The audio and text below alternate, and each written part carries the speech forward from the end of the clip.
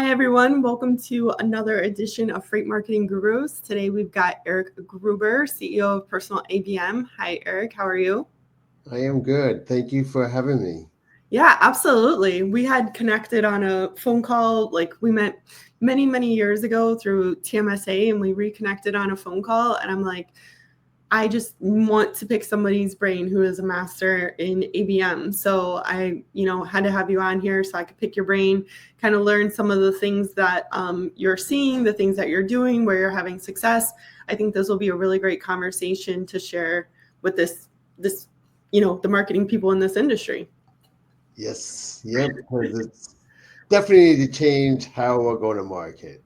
Yeah. No, Especially I think there's a lot of different thoughts around what ABM is. And so we'll dive into that. But first, let's start with the icebreaker.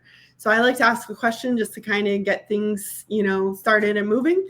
So you asked me to ask you if you could have any superpower for a day, what would it be and why? a superpower for a day. Yeah, just one day. It would be to read where I could read the minds of my prospects. And while I can do some of that by uncovering what's going on in the organizations, still I would love to see what's in their minds so I can continue to increase even more relevance. Because that's where the name of the game is. It's Yeah. how relevant can we be to buyers? So seeing what's going on in their minds, seeing that internal conversation. What are they getting stuck on? What aren't they? If we're having a conversation, where are they hesitant? What's going on? Because, or when they're reading our content, what are they thinking? Because that we don't get those insights into, and Yeah. would definitely help in selling and marketing to them. Right. I mean, you think we're producing all these blogs, all these long form content guides, things for them to download. Are they reading it? Are they seeing value in it? Are they throwing it to the side? Is it going in the spam box? It would be really And then what are they thinking as they're reading it? Is it connecting with them? Are they having hesitations? Or are they stuck? And or are they actually thinking as they're reading the emails? Or what are they actually thinking as they're reading the article or case study? Right. But this all kind of ties into, what we're here to talk about today, which is ABM. And even though you can't read their mind, you're developing content that is very specific to the attributes of an account. So very specific to the account because you know certain attributes, right? Yes. So let's go. Let's start with the basics. What exactly is ABM and how is it different from how most marketers and go-to-market teams typically approach things? All right. How most teams approach ABM is what I say nothing more than list-based marketing. What is that? What kind of marketing? List-based marketing. List-based, yes. Where they figure out, okay, this is my account that we're going to target. Let's do these ads. Let's do this content. Let's push it out. So I am selling and marketing ad accounts versus really marketing to them. When I think about ABM, it's how are we going to improve the account experience that buyers are having with us at every interaction, at every digital, social, email, live interaction. ABM isn't about just building a pipeline. And that's what it's really become. Is we have a list. Okay, let's market to these accounts that we think is in our ICP. And then not thinking about what are those interactions like?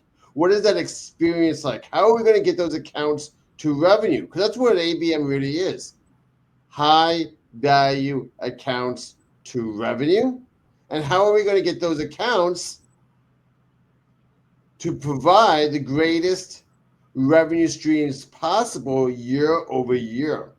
Yeah. That's where ABM is. It's not ABM. It's not accounts to pipeline. That's demand gen. We need to take that next step when it comes to ABM. So it seems like there's some confusion in marketing around ABM. And so what you're saying is ABM is really taking high value accounts to revenue, whereas sometimes ABM can be mistaken as marketing to build pipeline and through lists. So, for example, if you're like, hey, I want to go after these 300 companies, now you are doing list targeting and you're going after that list, and that's to go to pipeline. But that is not ABM. ABM is like, how many companies are you going after with ABM? Is it a 1-to-1 ratio? We believe in an account-based go-to-market where you have your one-to-many, your targeted demand gen. So a demand gen and ABM should work together to become an account-based go-to-market approach. Where have I one-to-many? But that one-to-many is focused on the ICP, the ideal customer profile. Okay. And when I mean ideal customer profile, it is not just by industry, location, size, revenue numbers.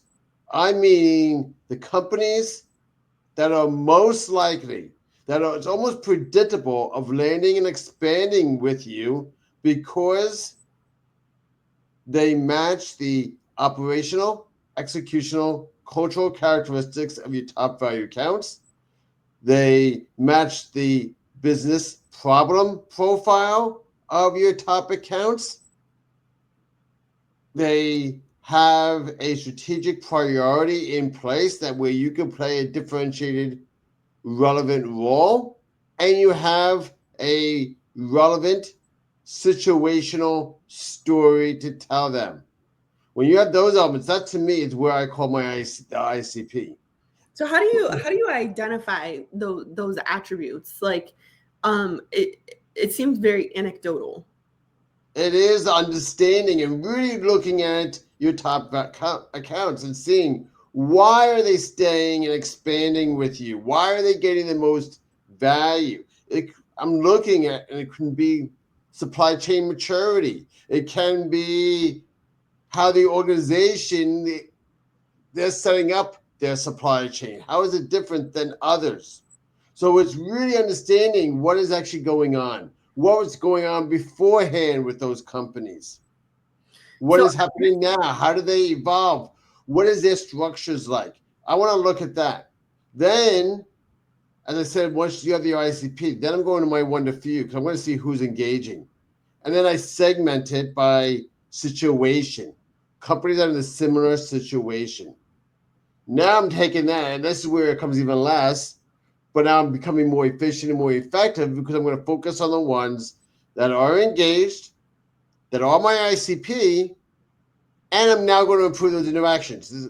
The one-to-one is about getting accounts to revenue. So now I'm going to use the one-on-one to move that ICP to the revenue side. So the ones that are engaging the one-to-few, they have that strategic priority, they match business problem profiles, they're showing all kinds of engagement signals. Those are the ones you move to one-to-one, and you focus on each interaction. So it's not about a campaign. It's not about ads sending them. It's about each social, each email, each live interaction.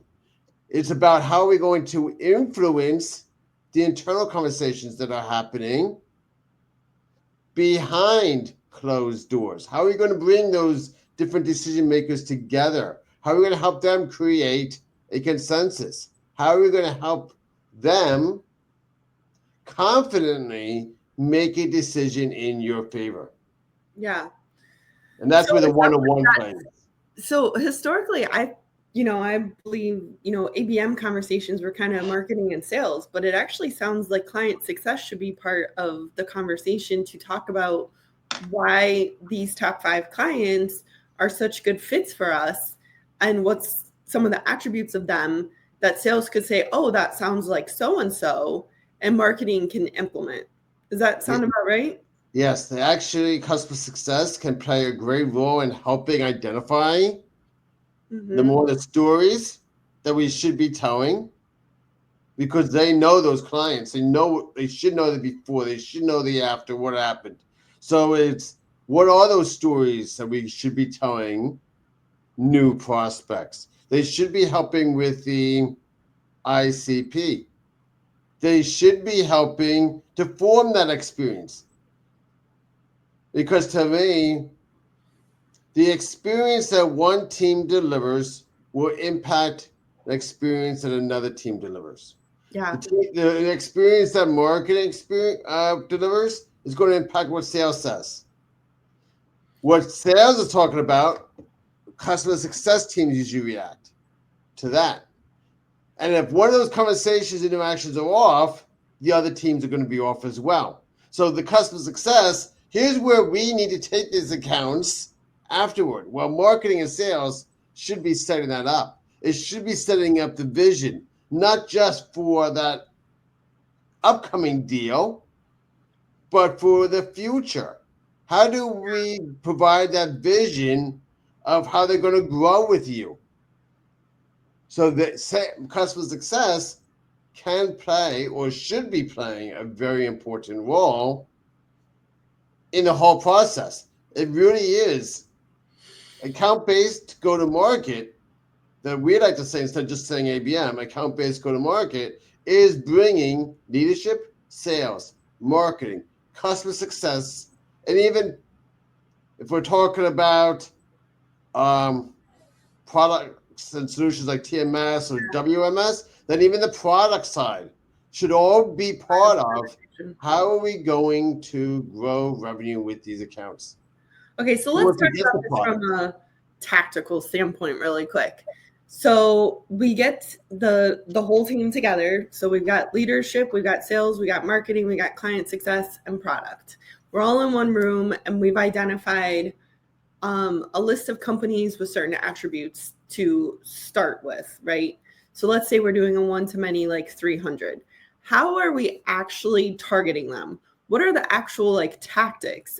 So are we doing like sales sequences? Are we doing like LinkedIn ads to the company? Because, you know, my brain goes to like, oh, there's like so many tools for this, like Terminus and I can't even think of the other ones right now, but they're so expensive. So how can an organization do this at a reasonable cost? All right. Now, the approach is going to depend on your accounts. It could be starting off with those ads. It could be doing events for very specific groups. It's going to actually depend. And usually I'll say, it should always start with your existing customers, because I want to get that experience right and I want to grow with them first. So it's more about how do I have the right content, the right stories, and help sales and customer success teams have the right conversations. So then I don't even have to worry about yet the technology. The other thing is, before I worry about tactics and technologies, because the list of the accounts is important, but you have to, number one, identify your ICP together, but more importantly, and this is a step that most teams miss, they retrofit ABM on top of existing marketing processes, on top of existing content, and it becomes about campaigns. But they should be assessing the state of the current go-to-market. What is going on? Where are accounts dropping off? Where are we losing? Where is the red in the buyer's journey and in the customer lifecycle? Where are we getting that churn? Where are we seeing stalled deals? What's actually going on? Okay. The technologies that I usually tell our clients to start with are the technologies that's going to support the account experience you want. So it could be, instead of your demand-based 6 Sense or Terminus, if I'm having problems moving accounts to revenue, and if I'm having problems with multi-threading and getting the buyers, different buyers across the organization together, then I'm going to think about, well, what about a content hub? What about a digital sales room? And now we're putting content, not industry and persona content, but content that speaks to that specific account, that Okay. speaks to the different decision makers. That's Chief Supply Chain Officer, the VP of Supply Chain, VP of Finance, or the CFO, that talks about here's where the gaps are, here's where the impacts are across the organization as well as the collective.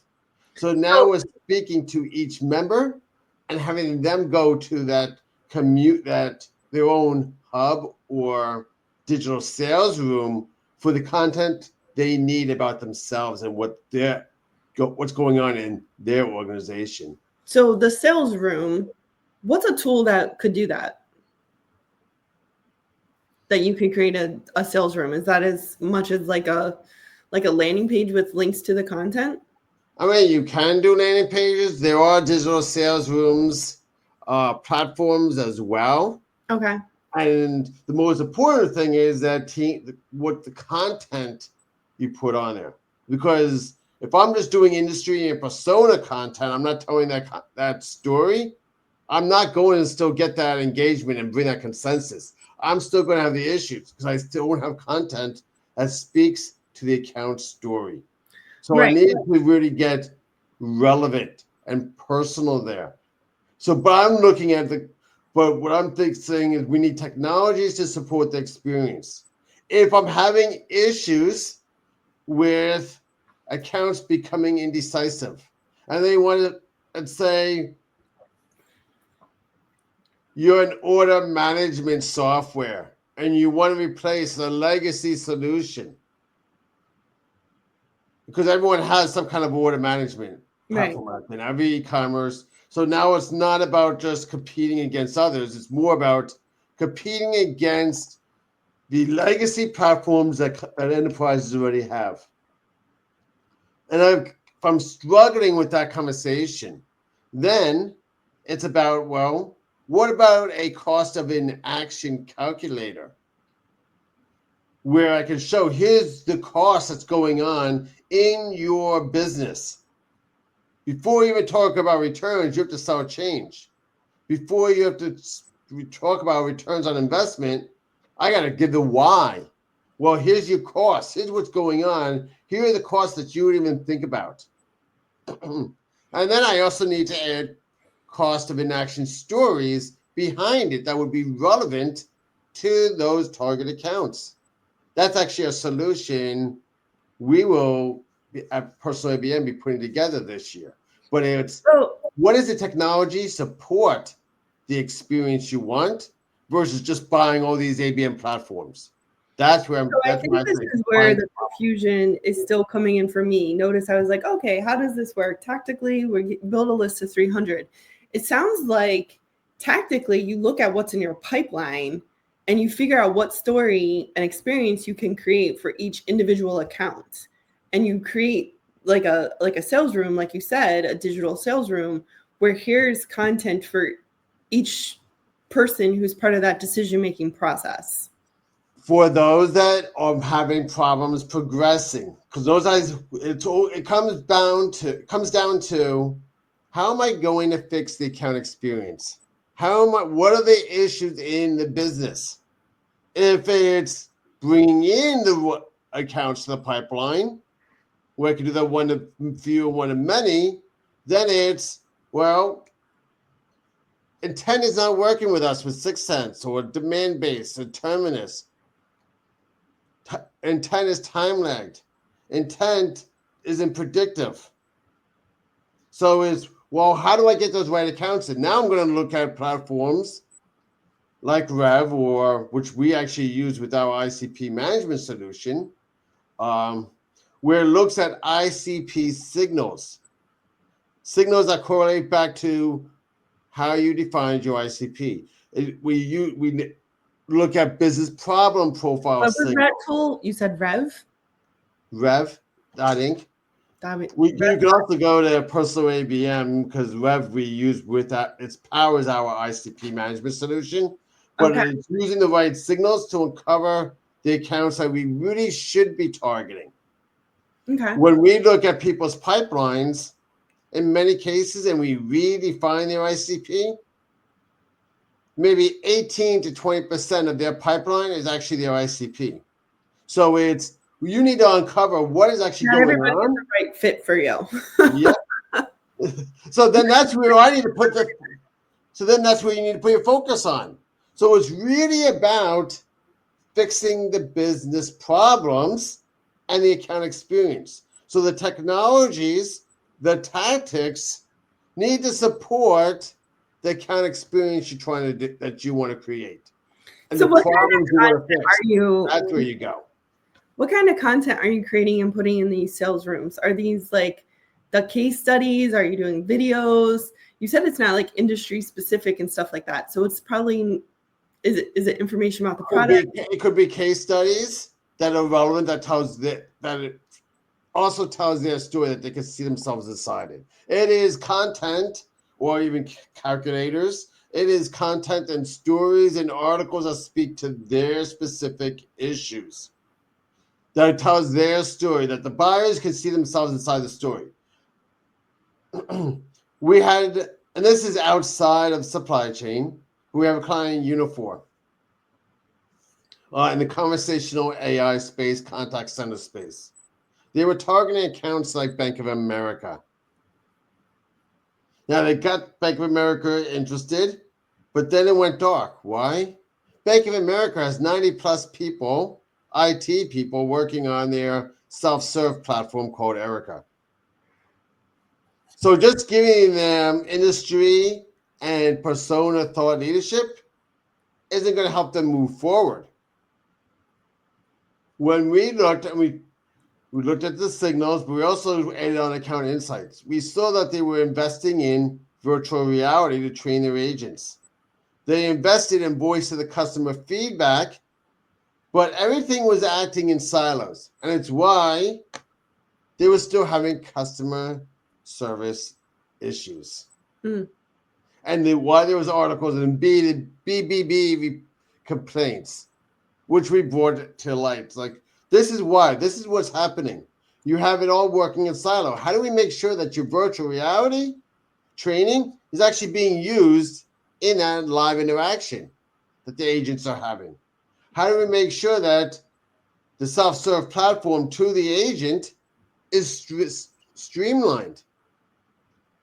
Because there's a lot of information that's captured in that self-serve platform that the agent should be able to go back to and have the right conversations with them, Right.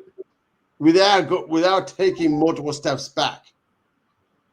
Because the agent would be like, the banking customer would be like, I already did this on your platform, and now I need you for this. Why are we going back to these conversations? How do we make sure that the voice of customer feedback is actually being implemented in the self-serve platform and in the live agent interactions? So we started to tell the Bank of America story. Look, this is where you're looking to invest, but this is where the issues are. And we started bringing that story to different departments. So it sounds like there's a pretty big lift on this insight. How do you get this knowledge? Is this just happening in sales conversations, or how are you identifying? Conversations, news, seeing what people are writing in digital. Some of it can use it with AI to capture, but it is really digging in and understanding the account. We're doing some super sleuthing. Yep. You need insights first to qualify, disqualify accounts. That's where the AI comes, and platforms like Gravel, if you use Personal ABM. It is uncovering, are they part of the ICP? Do they have a strategic priority in place? Do we have a relevant situational story to tell them? Now I'm going to put insights and on additional insights. How does sales team need to engage? How do we might have to reframe their thoughts? What are those emotional stories we need to tell? What are the conversations or insights you may have gotten from your CRMs and everywhere that you can start to engage? And once they have that engagement, now I'm going to do the super sleuthing and understand everything about that account. how in the different departments, and how do I need to bring those buyers together? That's where the digital sales room comes in, because now I'm understanding everything about that account. I have a full account profile where I understand their vision, where they're looking to go, their business problems, and it continues to evolve those insights in that account profile based on the sales conversations itself as well. So But is AI a big part of this? Is AI a big part of this? Some of it. I don't play. I put it in helping and supporting intelligence, Sure. getting some of the account insights. But it's still a lot of humans. How do we connect those dots? Right. Because AI still doesn't connect those dots. It doesn't connect those signals. It doesn't really help the salesperson have the right interactions, or the marketing have the right interactions and the right content. So it supports, not taking something off. And it's like, it's not really taking that load off the human. You need that human. Remember, ABM was account-based marketing.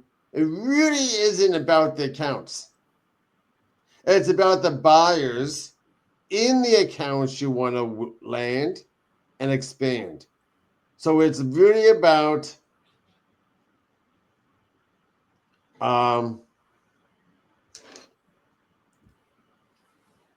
making that human connection, which is why I say AI can play a role, but it's that human connection. So it's a lot is still on sales and marketing teams. But if you focus on the account experience, the buyer experience, and become more effective there, you become more efficient automatically. Well, it might seem, oh, it's inefficient. I got to put these time and resources. But if you put those time and resources on the right accounts, and you focus on the experience of moving people through, buyers through, versus I'm scaling more activity, more outreach, more ads, more, where I become less and less relevant to those buyers. Yeah. Right? We always think about efficiency, but as the efficiency goes up, effectiveness isn't going up at the same rate. In fact, many times it's going down. Yeah. So if we can get that efficiency and the effectiveness, because we're doing less, but we'll be more effective with that less, and we're having the right experiences and interactions, then we're going to drive the revenue growth we want and need. So what about KPIs? What are the KPIs for ABM? Like, obviously, bottom line, we want to generate revenue, but are we looking at impressions? Are we looking at clicks? Like, what are we focused on getting to say whether or not a campaign is working leading up to producing not campaign, ABM program is working leading up to generating revenue? Good job in correcting. Yes, it's definitely not a campaign, because ABM covers that complete buyer's journey, the customer life cycle. So it isn't about campaigns anymore. It's about your interactions. It's about the individual experiences and the collective experience. Now, for measuring, the ultimate measure is your customer lifetime value. It's your NRR growth, your expansion revenue, because it's not good enough to just get accounts to deal anymore, or accounts to revenue. It's getting accounts to greater revenue growth year over year. So it's that NRR that is your supreme metric. Now I'm going to be looking at stage progression.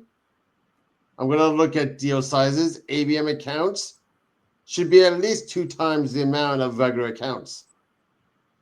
Okay. If I'm putting time and focus on accounts, they should be at a higher deal size. I want to look at my enterprise win rates. Are they increasing? I want to see churn reduce with enterprises. I want to see, are we able to penetrate accounts and expand with accounts?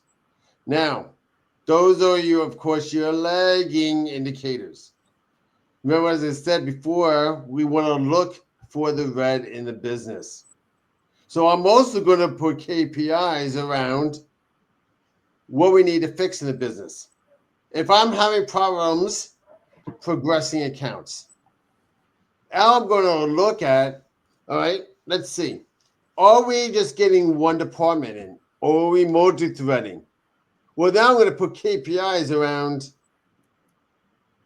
the engagement we have across an organization.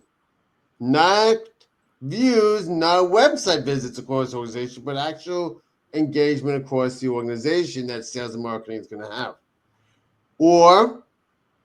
And does your proprietary tool give you that insight, or what are you that engagement, I'm just looking at, that's your CRM that I could track of what's actually happening. You could look at that with demand base or success, but I'm looking at what's actually going on in the business. Now, the other thing I'm going to look at is if I'm having problems, again, stage progression or even getting larger deals, because it's another big issue that we're seeing on both of those cases. If we're going up to the C-suite and VPs, are we continuing being brought down to the manager and director level? So now we're going to put in KPIs around engagement with the C-suite or VPs. Are we getting engaged with them? Are we getting conversations with the next step conversations versus go speak to my transportation manager or go speak to my transportation director? So now I'm making sure, is my content, my messaging, what sales is doing, speaking to them, is it resonating at that C-suite and VP levels?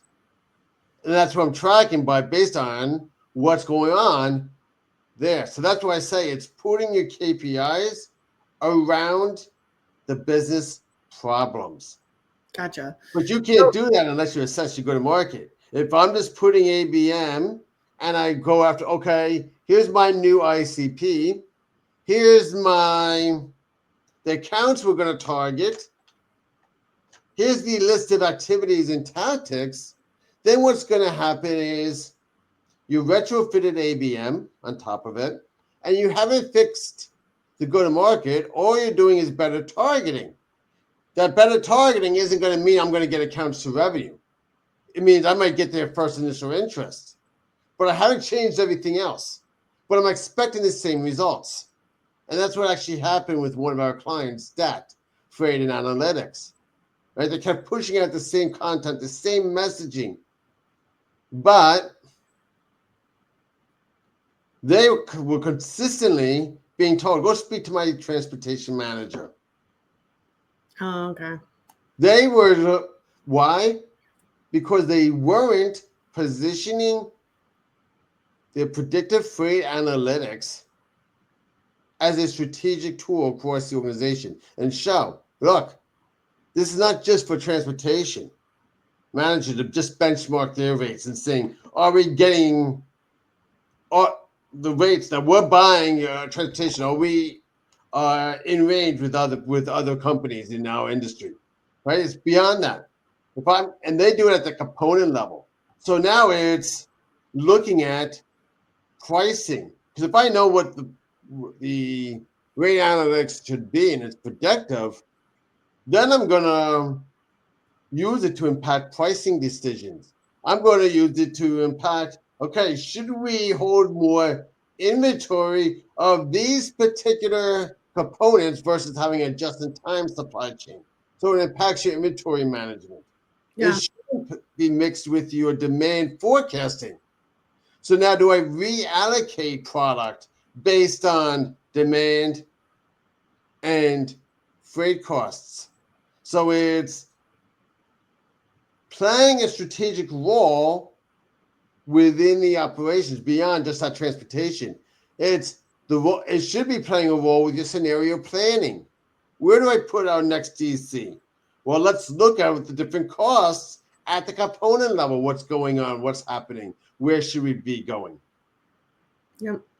And that's what wasn't happening. They weren't shaping the thoughts of what predictive freight analytics the role predictive freight analytics can play in the supply chain, finance, sales, and marketing organization, across the organization. And that's why they kept being brought down. So that's where I was saying we have to see what is actually happening? How do we change that experience so we can get the revenue growth we want with the high value accounts that we want? Yeah, I keep hearing you say enterprise. Is ABM only an enterprise solution? Mid-market, I would be focusing it on mid-market and enterprise. It is, I mean, the when I say for the accounts you're targeting, you don't have to, you could be a mid-market or an SMB, but you wanted to use higher value accounts. It is a time investment. It's a resource constrained investment. It is a money investment. So it's going to want to be focused on your higher value accounts. Yeah. Otherwise, yeah, then it might just be demand. I might do account-based functions, but to really do an ABM and focus on that one-to-one, they said you want to go from one to many to one to few and continue to qualify to one-to-one. But your one-to-ones, which is what I say your true ABM, you want to put that on your high value accounts. That's going to be your enterprise. That's going to be your higher mid-market. They're the ones that the deal sizes are at least your 100, 150,000 plus. Yeah. I think there's been some confusion about like ABM is one to many, 1 to 100, 1 to 10, 1 to 1. But it sounds like it's actually sequential. Start with your list targeting. It should be sequential, and then yes. figuring out your ICP and the right fit and the right story, and you get them into the pipeline, you move them through with that one-to-one touch. And that's really aligning your company, leaders, client success, product, sales, marketing, to have a conversation and say, how can we really help them? They're very valuable to us, and we've helped similar companies do this. Yes, and it this should be very sequential. But teams are still seeing that ABM triangle, the ABM pyramid that ITSMA you did about 20 plus years ago, that one-to-one on the top, one to few in the middle, one to many in the bottom. Yeah. Right. And it has everyone just tiering accounts, segmenting accounts. And it doesn't have there is no progression. There is no accelerating.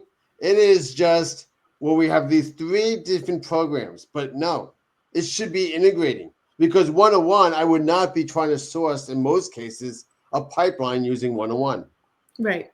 I mean, the analytics show that ABM has the greatest impact at the middle to bottom of the buying journey, and then after the deal is signed. So I want it progressing. I want you have your one to many, but I want to have demand gen, content, all teams focused on the accounts that are most likely to land and expand with you. So I want to focus on that ICP. Now I'm going to take it down. All right, they're engaging. I'm going to now segment these out by situations. What companies are facing very similar situations, has maybe very similar strategic priorities, and putting together campaigns that speaks to them as a segment.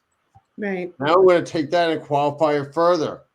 And now the ones that are really ready, the ones that seem most winnable and expandable, those are the ones I'm going to take the one-on-one to get to that revenue at that higher deal size, because now I'm looking at each interaction.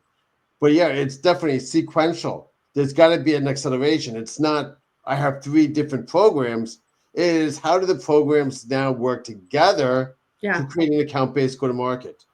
Yeah. And I think a lot of companies do the list targeting and think that's ABM because it's one to many, but then they stop there. They're like, oh, we get them to the pipeline, but then it's marketing hands off, sales takes over. And it's like, whatever happens, kind of happens. But it seems like the marketing journey needs to come through not just close and realizing revenue, but ongoing revenue. And we've always said that marketing is always part of the journey all the way through loyalty, right? Because we want to get those testimonials and those case studies. But with the ABM, it just really means that we go hand in hand and we don't pass off and step out. Because when you think about the traditional model of marketing and sales without ABM, you're like, oh, we do the brand awareness, we do the demand generation, and then we get the leads and we pass them off to sales and we step out. And then, sales takes over and they close and it goes to client success. And then client success goes, hey, there's a case study opportunity here, and marketing comes back in.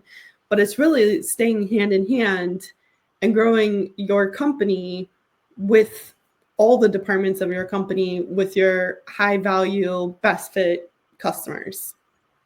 Yes, Cool. definitely. It's also, how can my next best customers, how can I turn them into our best customers? We have a client, Ascension Logistics. They are a Blue Yonder partner. Sure. Now, they have clients like Sephora, but those Sephora will treat them as a tactical partner. They'll come to them, I have these 10 pain points or 20 or whatever the list of here's the problems that we're seeing. Here's what we need fixed. Here's what we need in our WMS, TMS, order fulfillment technologies. Now, our client was not part of the conversations that led to that list, where they're not getting the view of what's actually going on in the organization, right? So they're not able to see what are the impacts. Should we make this move or should we do something else? They're getting limited visibility, or they're being treated as tactical workers. And they're treating dollars for hours, which has low margins. We needed to show them, here's the impact that your approach and how you're using us. Here's how it's impacting your supply chain. Here's how it's impacting your operations. Here's how it's impacting your go-to-market. Here's how it's impacting your customers. Here's what's actually happening in the organization. Because customer success teams were just talking about, here's what we're doing for you. Or after they complete that list of the 30 tasks or whatever, it was about, here's what we did. They weren't having the conversations to shape a change in how they buy. They didn't have the stories to support the change. Right? And so they kept allowing,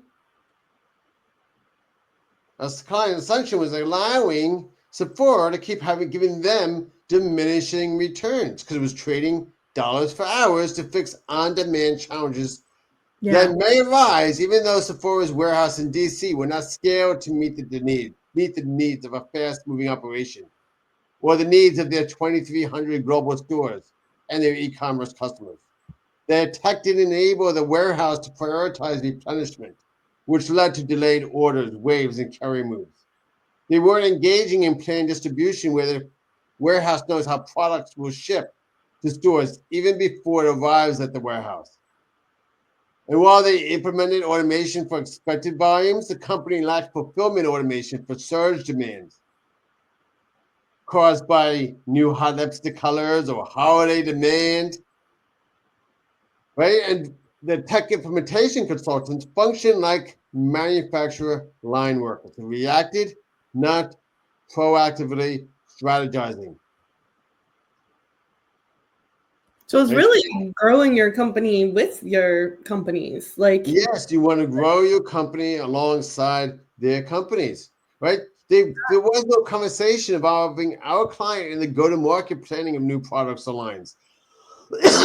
They didn't have the content, stories, and messaging to show how building for 30 software points, only seeing 5 to 8% of the entire picture, is leading to missed details and requirements, as there's no visibility into pipelines, growth plans, customer-driven needs, and current future operational bottlenecks.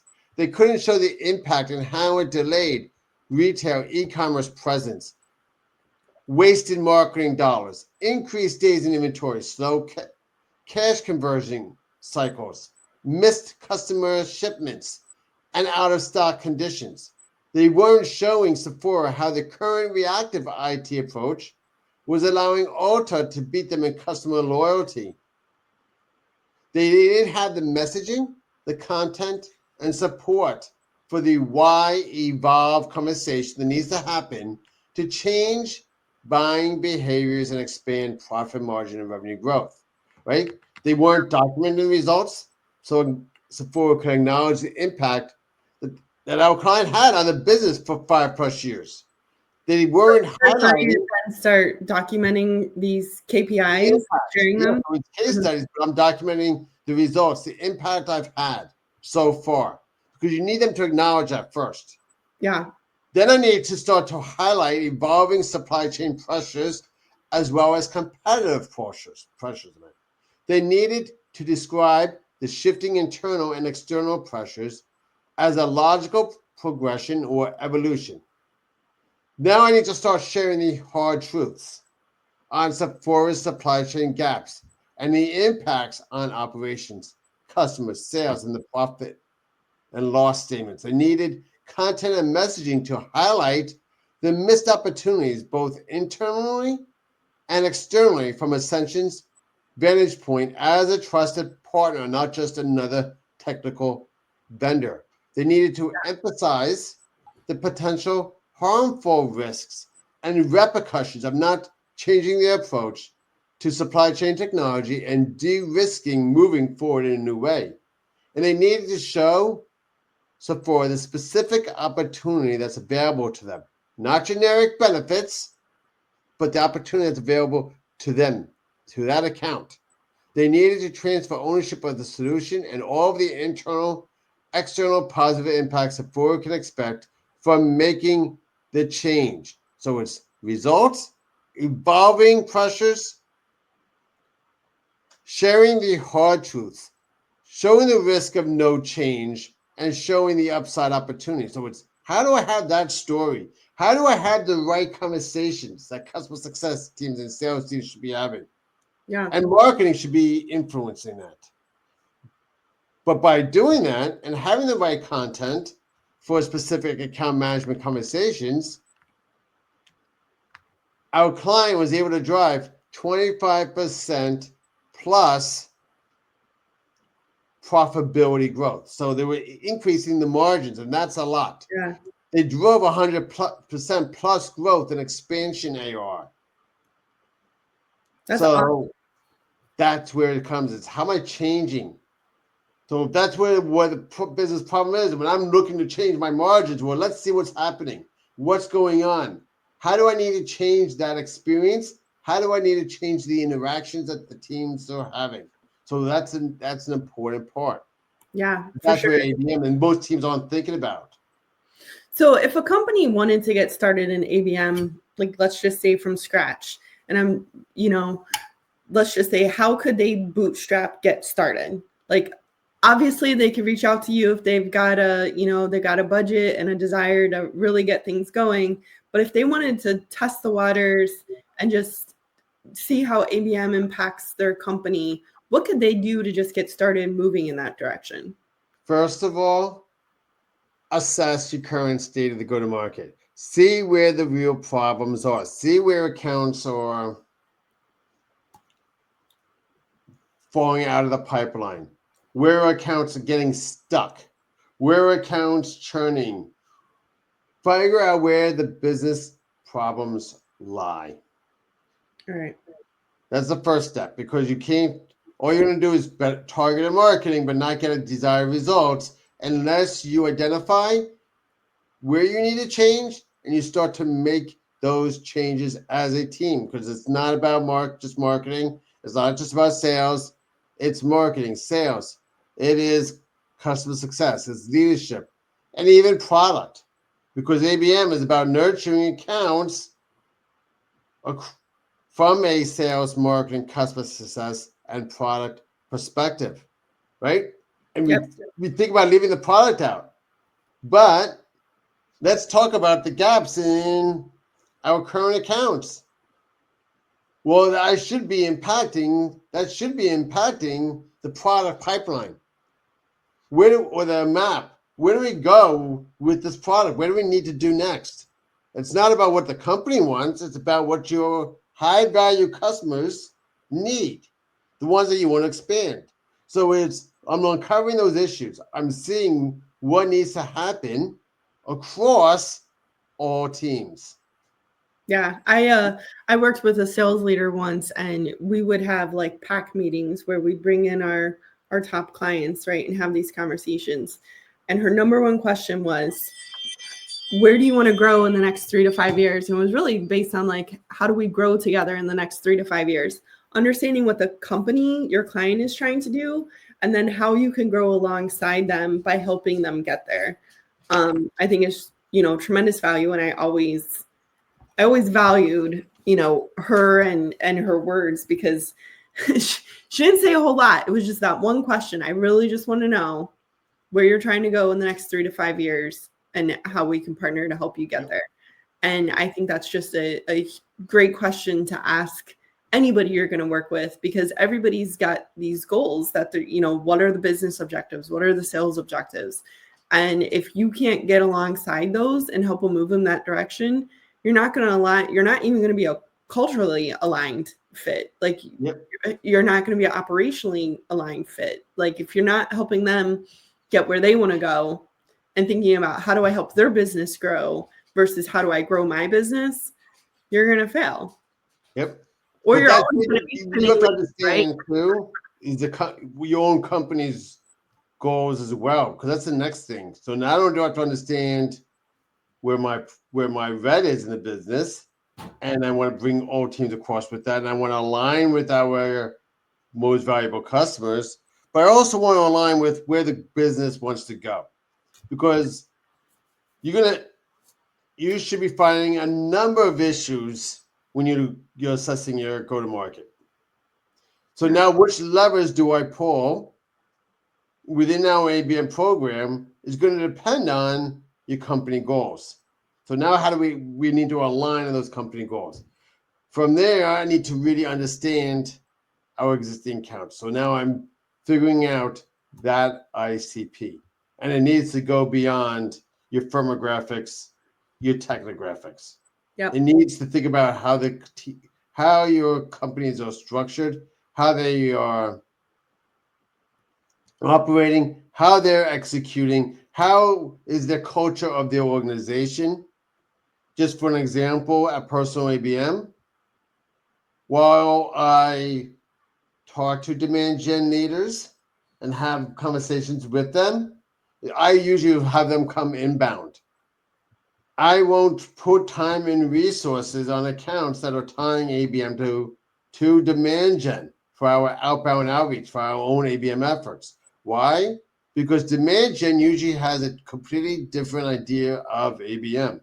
It's about campaigns, not a program. It's usually about accounts to pipeline, and it's usually about marketing qualified leads, or now marketing qualified accounts and marketing sourced revenue. Not how am I going to impact that whole buyer's journey. Demand gen has a different thinking. And as I said, demand gen and ABM work together, but I don't like seeing it tied together, because it's that culture there, or what they think about, what demand gen thinks about is different than what we move and what we think as a company at Personal ABM. So where I want to put the time and resources on accounts that are less likely to align with us.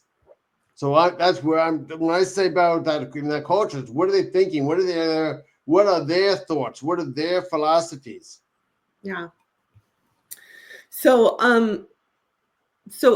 is ABM evolving? Is there anything on the horizon for, ABM? You look back and you're like, okay, we had traditional marketing where we had print and we had digital and we have content, and ABM was kind of a newer term that I think kind of popped up and maybe confused people, like I had talked about, where it's like, is it one or the other or all of it in sequential, and you've kind of helped, shed some light on that. Is there anything new on the horizon for ABM? All right, I say it's evolving, and at the same time, it's also taking steps, a lot of steps back. Oh. Now, in the original goal of ABM was to focus on building those stronger relationships to drive greater revenue growth. But now we're getting, I say teams, that's why I say we're evolving, but we're evolving away from, or we're taking steps back, because with demand base and Sixth Sense and Terminus, it's been about accounts to pipeline. Yes. And those are to me, they've taken steps back from what the goal of ABM is. It's become more of targeted demand gen versus ABM, or it's become list-based marketing versus that account-based marketing, where I'm really aligning with the account. Or teams are focused on intent. Now it's evolved. Intent is evolving. I see that they are now going to person level intent, but still, intent is not predictive. Sure. But it's still about trying to get those accounts to identifying accounts that should be or could be in market to put in the pipeline. And everyone is just reacting to what the intent is versus uncovering why is their intent and how can I build that relationship. So that's why I said technologies continue to evolve. They might have improved upon intent, but it's still, we're moving away from what ABM really should be. For. Yeah, 100%. But hey, maybe the advancement is actually doing ABM the original way it was intended to be done. Maybe that. Or the advancement is taking more. I'm starting to see this more of what they call an account-based go-to-market approach. However, people are still, while they're using account-based go-to-market, it's still more on that ABM versus how do I align all my teams to focus on that ICP and have those right interactions, or have the one-to-many, one-to-few, and one-to-one in a sequential movement versus 3 different programs. Yeah. So I see an evolution is an account-based go-to-market, but we need to make it as that account-based go-to-market and not doing ABM the same thing and just redefining it because we align with sales on the list. Instead of integrating and then orchestrating. To me, an account-based go-to-market, it means I am orchestrating my teams, all teams, to move accounts in the right direction. Gotcha. So we're coming up on the hour here. So it's time for my favorite question, which is spill some secret sauce. Share some insight that can make one of our listeners more successful. Information that's not like readily known by everybody. Could be a tip, could be an idea, concept, anything that just kind of could help someone out. The secret sauce is that we need to really go back to the basics, right? We all think about technologies. We think about tools. We think about tactics. Every time you ask me a tactic question, I answered it, but diverted to someplace else, right? Because ABM is not really about the tactic. It's not about the technology. The technology supports the experience you want to create for your accounts. The technology supports the strategy, should not drive it. The tactics just a part of that program. But what ABM really should do is drive change to the business and go to market. If I'm going to assess the go to market and see where my issues are, and I want to change that account experience, it should change how you think about the business. It could change how you package your solutions.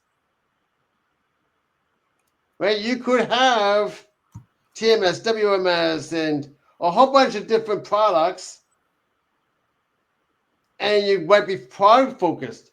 But if I'm going to start focusing on my enterprise accounts and on use cases and on getting the greatest revenue growth, now it's how do I package these different solutions to fit different use cases where I'm not just being product led, but we're now leading with a solution for the specific companies. And they're now not just selling what's leadership and sales and marketing teams decide what's in stable to sell. Oh, let's sell this, or these companies have white space here. They have this part, but they don't have this part. So let's target them on that. No, let's target them with the solutions that they need that are going to give them the greatest value and provide you with the greatest revenue growth. So how do we package those solutions? It's how do we communicate? It should change how we communicate our value. It should change how we engage buyers across the organization. How do we embed our platforms across the organization versus one department? This way we're showing more value. This way we'll become stickier and needed versus being a nice to have, we become that must have. Yeah. How do we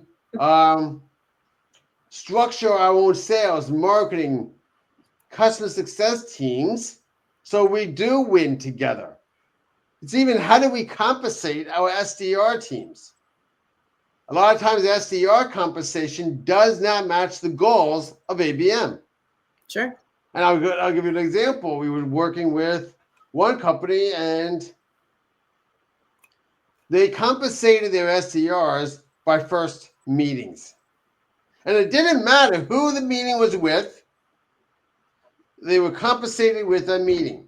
So, of course, they were going to go for the easier response, the easier wins. Mm-hmm. The lower level supply chain managers versus VPs, the C-suite. Yeah. Right? They weren't going after that.